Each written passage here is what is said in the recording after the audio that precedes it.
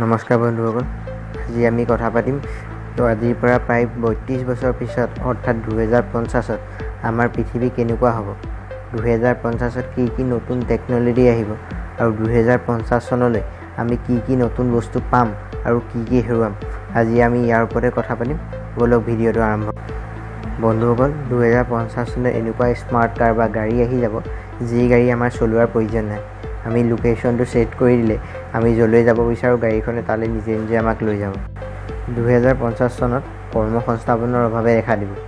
আজিৰ তুলনাত প্ৰায় 50% চাকৰিয়ে থাকি যাব, কাৰণ মানুহৰ ঠাই সেই সময় বিভিন্ন যন্ত্ৰ বা ৰবটে লৈ ল'ব।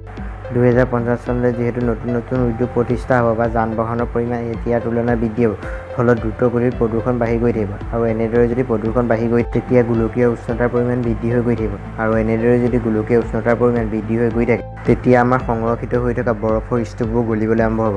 বৰফৰ স্তূপবোৰ গলিবলৈ আৰম্ভ হোৱাৰ ফলত বা এতিয়া গলিবলৈ আৰম্ভ হৈছেই, ইয়াৰ ফলত সাগৰ পৃষ্ঠৰ উচ্চতা বৃদ্ধি হ'ব। ফলত সৰু দ্বীপ নিঃশেষ হৈ যাব আৰু সৰু দেশত বানপানীৰ সৃষ্টি হ'ব।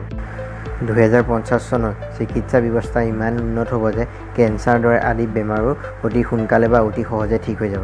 ভৱিষ্যতে ট্ৰেইনৰ গতিবেগ ইমান বেছি হ'ব যে এখন ৰাজ্যৰ পৰা আন এখন ৰাজ্যলৈ বা এখন দেশৰ পৰা আন এখন দেশলৈ কেইঘণ্টামানৰ ভিতৰতে যাব পাৰিব।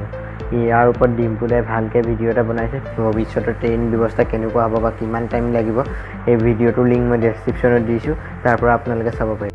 2050 চনৰ সকলোবোৰ প্ৰযুক্তি ইমান উন্নত হ'ব যে ইণ্টাৰনেটৰ বদলি কোনো কাম কৰাই সম্ভৱপৰ নহ'ব। 2050 চনত মানুহৰ জীৱন ধাৰণ প্ৰণালী পৰিৱৰ্তন হ'ব, ফলত মায়'পিয়া আদিৰ দৰে চকুৰ ৰোগে দেখা দিব। মায়'পিয়া হ'ল এবিধ চকুৰ ৰোগ যাৰ বাবে দূৰৰ বস্তু ভালদৰে দেখাত অসুবিধাৰ সৃষ্টি হয়। 2050 চনত পেট্ৰল, ডিজেল আদিৰ পৰিমাণ প্ৰায় শেষ হৈ যাব।